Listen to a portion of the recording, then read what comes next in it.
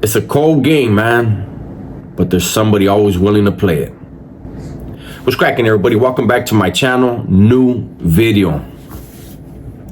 Today I'm going to tell a story that I'm pretty sure I already told a while back.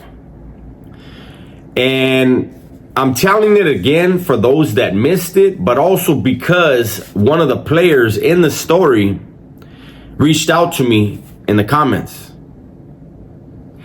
He said, I'm not sure if you remember me. I'm from Sacramento. I remember exactly. I believe you're from 47th Street. And you were cellies with my close camarada who was from Santa Rosa. That was like my right hand. And so when I heard from him, I said, you know what, let me retell this story because it's a cold story, but it's not unique. So let's get to it.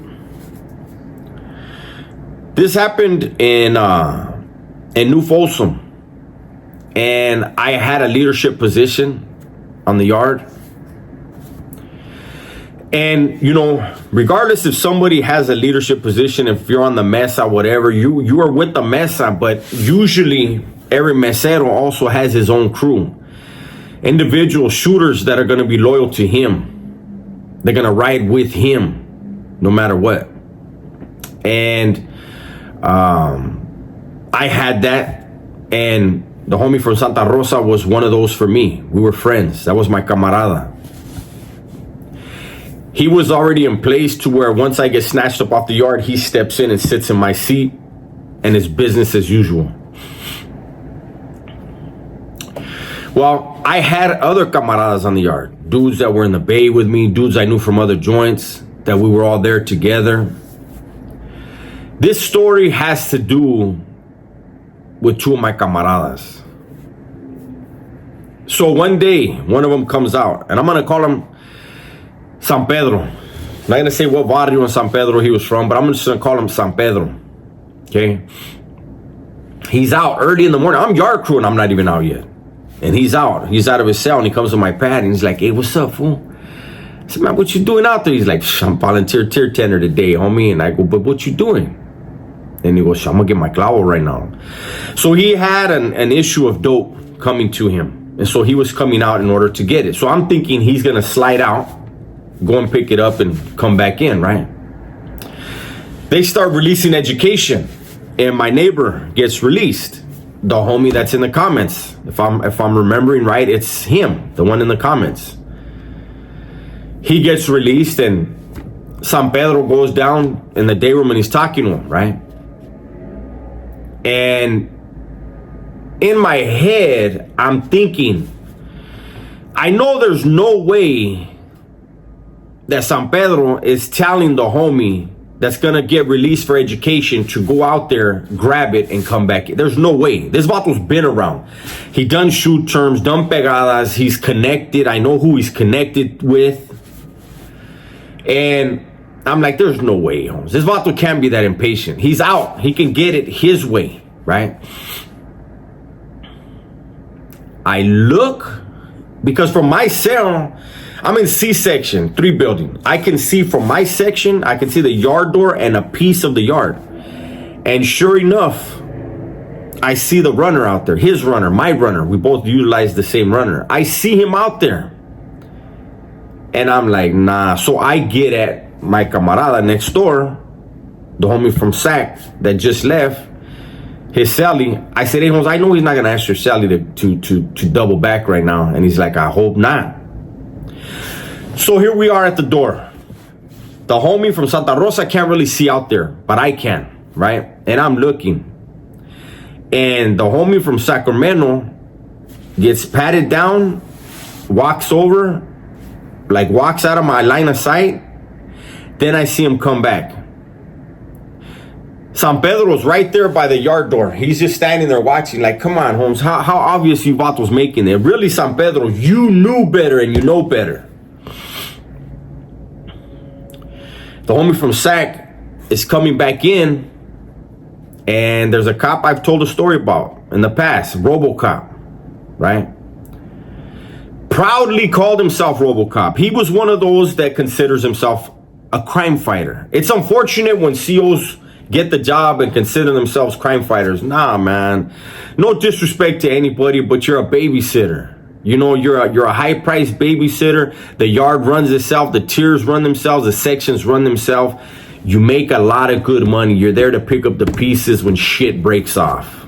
That's really your job, man. But this dude found himself RoboCop being a crime fighter, and that's why he was later stabbed and his face broken, his cheekbone broken, and he was stabbed up on the yard because he wanted to be a crime fighter in New Folsom. And he stood out like a sore thumb, rubbed people the wrong way, decided to fuck with somebody, and he got served. So anyways, RoboCop is on it. Like, he just patted you down, now you're coming back in. Like, so Robo was like, come here, man. What do you have? And the homie from SAC was like, I don't have nothing, and try to push past him. And if I remember right, I think he tried to exchange a lunch with the homie from San Pedro. Well, Robo tackled somebody. Both of them get cuffed up. They grab the lunch, the state lunch, and they find a piece of heroin, which is 24 grams of heroin inside the lunch. Stupidity at its best, Holmes. San Pedro was seasoned. San Pedro should have never been impatient. That's what happens when you're impatient, right? So they both go to the hoyo. At the time, so I don't think nothing of it other than, you know, hey, whatever happened, you know, like, that's his pedo. You know what I mean? That don't have nothing to do with me. That don't have nothing to do with anybody else in leadership. That was his pedo, you know? Now, I know that people can make a play on, hey, Holmes, where's our third at, and this and that. You know, it is what it is. We're not going to get into all that. But during that time, they were doing stuff. I don't remember exactly what they were doing in each section, but they were moving sections down to one building while they were doing shit in the section, right? And so right after that, it became our section, C section, our turn to move. Everybody moved down to one building while they do whatever the fuck they were doing in our section, right? And then they would move us back. Everybody goes back to their same cell. Well, in 3 building in A section, one of the Crip shot callers, Papa, was in A section. I had a very good line of communication with him and his celly, C-Dog. Shout out to both of them. And so when we go to one block, I see Papa come in, right? And I see him go upstairs. Now, anybody that's been in a 180, you know, you can look at the tower windows and you can see the reflection and see where people went. And I see he went, and I'm going to call him Sheepdog. Sheepdog was San Pedro's celly, okay? So he goes up to Sheepdog's cell and he's chopping it up with him. And one thing about convicts is we pay attention to patterns. This is outside of the ordinary. This is different. Why is a Crip shot caller coming in to one building and speaking with Sheepdog at his door? Again, Sheepdog is part of my crew. He has no leadership position. He's loyal to me, right? So I'm like, whatever it is, I'll figure it out. I'll find out. So, you know, Papa goes up there, talks to him for a little while and leaves. He says what's up to me on his way out. I'm like, hey, all right, Holmes. And I believe Papa came in like 2 or 3 days in a row. And every time he went upstairs and he talked to Sheepdog. I believe it was like the 3rd time Papa came in and he went up there and he talks to Sheepdog. Comes down the stairs. I'm on the door, Holmes. I'm watching everything. And he comes straight to my cell. And he says, hey, man, if you got a minute, I need to talk to you. I see, what's up, Holmes? What's going on? And he says, we got an issue. And in prison, especially for raza, the word issue carries a lot of weight. Somebody says they got an issue, that's serious. That's not, let's just clown around shit. That's somebody's going to the hospital. Whether they live or die is up to God, right? So I was like, what you mean we got an issue, Holmes? And he's like, look, a while back, I fronted Sheepdog and San Pedro. He goes, I fronted them an ounce of weed. He said, I gave them an ounce of weed. They were going to give me an ounce of, he says a piece. They were going to give me a piece of black. A piece is 24 grams. My head just was blown, exploded, right? I don't show him that. But I tell him, hey, look, homie, you know you can't touch him, right? And he's like, hey, man, well, I'm out, this and this and that. And I said, yeah, but you brought it to me. Now that you brought it to me, I'm going to have this taken care of. I'm going to have to deal with this. But you can't touch him, Holmes. I said, you know, we've always been cool. You'll get taken care of. But this needs to be taken care of. And he was like, you know what? You've always been straight with me. You know, we've had a good line of communication, this and this and that. He goes, I'm going to let you do your thing. Just keep me posted. I said, no, he will. You and him will take care of whatever you got to take care of, but you can't touch him. And he's like, all right, cool. So he bounces. For those of you that don't know, Raza are not supposed to do transactions with blacks.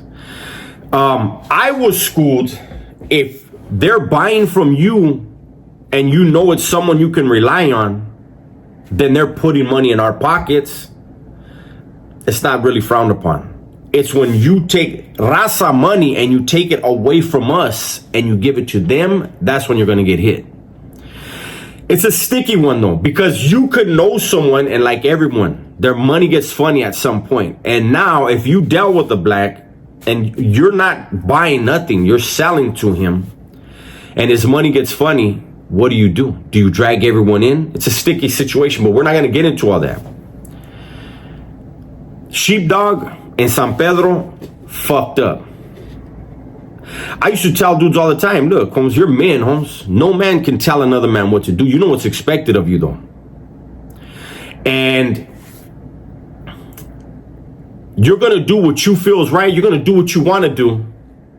But if we find out about it and it's wrong, that's your ass. And Sheepdog and San Pedro knew the same message. And they decided they like to smoke a lot of weed. So they decided they were going to do what they wanted to do. Well, now it's on the table. So Sheepdog, when he came down for showers, like I was doing to him, he did right then. He was looking and he saw the reflection that Papa came. But Papa also told him that he was going to come and talk to me about it because he felt like he was getting the runaround. So he comes down and he goes, you know, huh? I said, what the fuck were you thinking, Holmes? Like, what were you doing, Holmes? Like, and he's like, look, homie, I always knew it was a bad idea. My celly did that, Holmes. He put it in motion, and that's why this bottle's on me. But his transaction was with my celly, not with me. I said, yeah, but you were both smoking weed. He goes, that's what he was saying. I said, he never had a discussion with Papa when you weren't around, right? Because you ain't going to be on the tier talking to him. You ain't going to be on the yard talking to him. So everything was done at your cell. You are a participant of that. I said, now it's on the table, Holmes. This has to be discussed. And he's like, well, I ain't going nowhere. I said, yeah, I know you're not. I said, but we got to get to the bottom of this. What he knew and my camaradas knew is this happened at a moment of some strife amongst the leadership. There was a power struggle brewing. Me and my camarada were solid.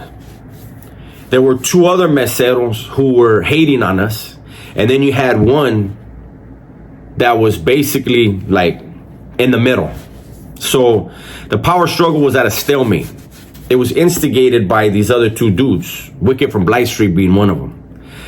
And Wicked from Blight Street really couldn't push too hard because I'm the one that put him in that position. It was a crazy scenario, right? But this happening at that time was just not a good look, right? So I go out to yard and I let it be known, hey, we got to have a sit down. We need to discuss something. So boom, all five of us are out there. And I say, look, this is what happened. Boom. And I run them down. First thing, not Wicked, out of the other vato's mouth that's trying to, he wants to reorganize things, right? He said, man, what's going on with your crew, homie? I said, this is my crew.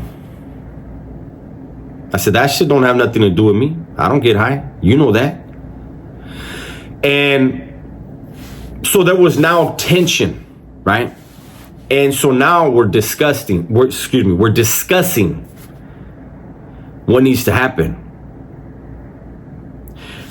San Pedro he went to the oil and now he's on B facility. We're on C facility. So we haven't placed anything on a vote yet. There's just a discussion. Everyone is putting in their 2 cents.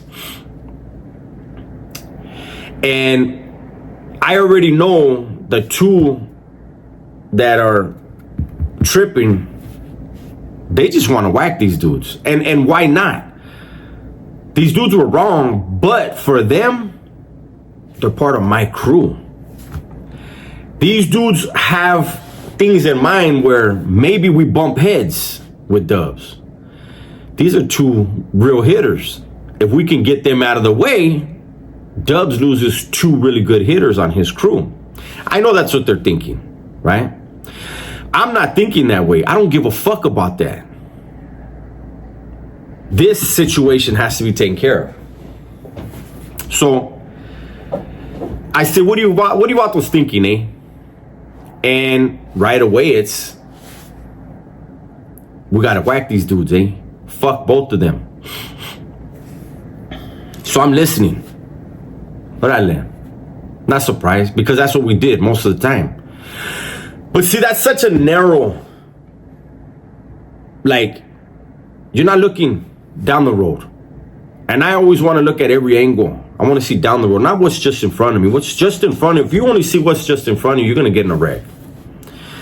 So I had to remind them, at the time, the way politicking is very treacherous. As I said, San Pedro was on B facility. If we vote to have them both hit, which is nothing, it's us hitting Sheepdog is simple. We can do it that yard if we want. We can do it anytime. For San Pedro to get hit, we now have to explain to the leadership in B facility that two seasoned vatos decided to get into a business agreement with a Crip. It's a bad look.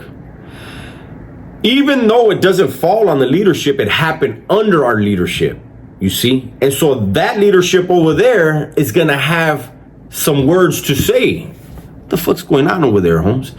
Regardless of the fact that they're doing things over there that we know about, and that's just the way politicking is. So now they're gonna have a bullet in their clip. Them vatos over there, vatos are doing this over there. It could happen one time, but they will speak about it as though it's regular program. So I'm telling the homies in our discussion, I said, we hit San Pedro, we gotta involve them dudes over there.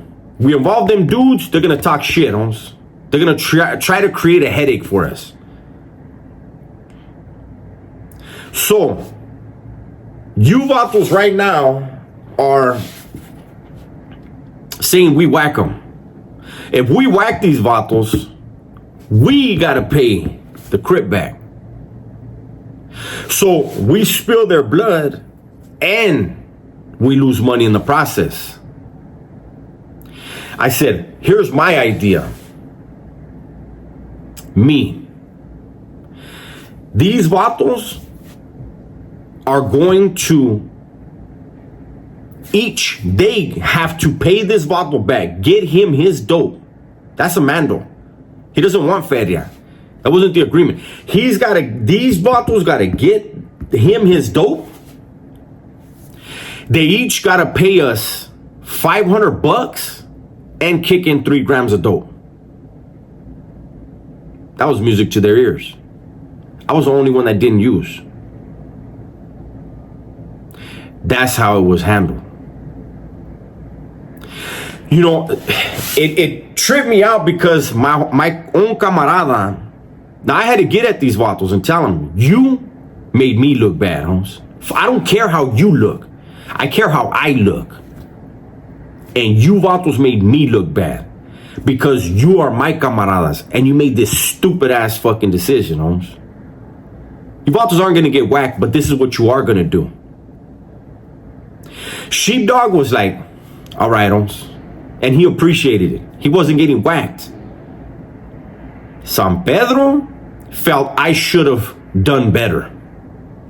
He and I never spoke again. But the homie in the comments, you remember this, Holmes? He was trying to say, why should I owe?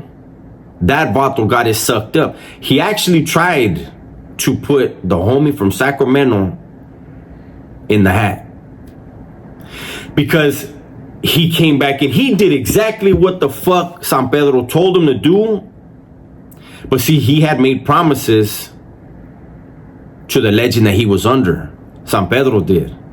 And when he couldn't come through with the money, he tried to push the buck onto the homie, the little homie, the youngster. And I ruined that for him. I saved the homie from Sacramento, and I literally saved both of their asses. And one was appreciative, and the other one, like I said, we never spoke again.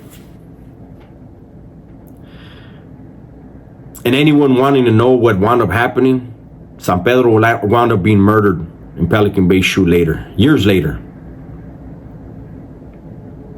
That's another prison tale for you guys, man. Another glimpse at what prison's really like.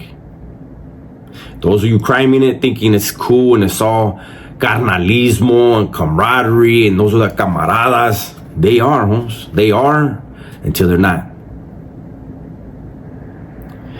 I respect those that are sacrificing, homes. And people say, how could you respect it? Because I know how hard it is. I don't shit on nobody in there, man. Because I know they would love to be out here. They made some decisions, man, that they got to stick to. And they are. And every single one of them has seen good friends of theirs in there get cast to the wayside. Not because they were a rat, had bad charges, anything like that. But because of the life. It is what it is. It's my video for today, man. Hopefully you guys enjoyed it. Everybody, please be safe, be smart, and tell the ones you love that you love them. I'm out of here.